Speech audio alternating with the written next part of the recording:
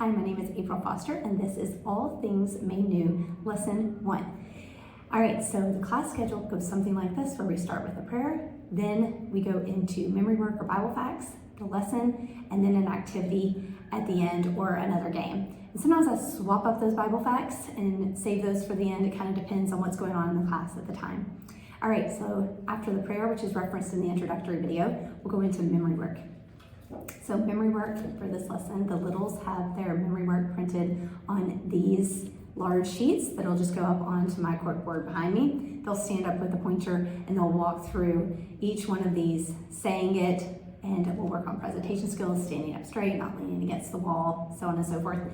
And they will walk through each one of these and say it over and over and over again each class period, and that's usually what we do to remember these. Sometimes we'll add hand motions in, but this one is one that I think they'll grasp pretty quickly and easily. All right, then we'll move into the lesson. If we decide to go through Bible facts, we'll do that, or we'll just go straight into the lesson. This one goes into the days of creation, so there are these day cards.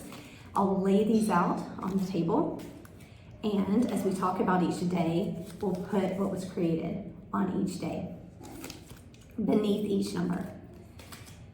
Then, instead of waiting to do this activity at the end, I want to reinforce that right away, especially with the littles, but also it kind of breaks it up for the bigs as well. And they are included in the packet, these tiny little pieces, and you can see I've cut them to be itty bitty. I'll put these in a bag and let them draw them out one by one, each student at a time, and then they'll have to remember what day it goes on, and they'll place it directly on top of the letter. All right, after that is the story cards, or what I call story cards. And that's these pieces here that you'll just cut out. I like to laminate them. And at the bottom of some of them, they'll have a sentence. We use this to go through Adam and Eve's sin and banishment from the garden and the consequences of those sins. And so these, like I said, have writing at the bottom. And you can also use this as an activity for the older kids. Sometimes the younger can do it too.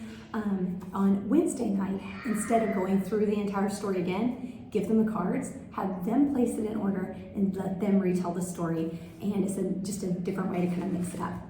All right, so that is the bulk of the lesson, and there should be, crossing our fingers, a few minutes left at the end of class to do another activity to reinforce it. And you have several options there. You have these worksheets. These are there's a set for levels 1 and 2 together and a set for 3 and 4 together. So they should be able to do that on their own, or you can walk through each one with the kids in class. There's also this one, which is more of a crafty activity.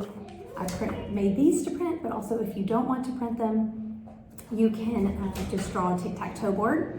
And I have a visitor. Hi, come on in. You can use the numbers right here and put them on here on the little half circles if you want to label each day, or they can just handwrite them. These are just stickers because I thought that was fun.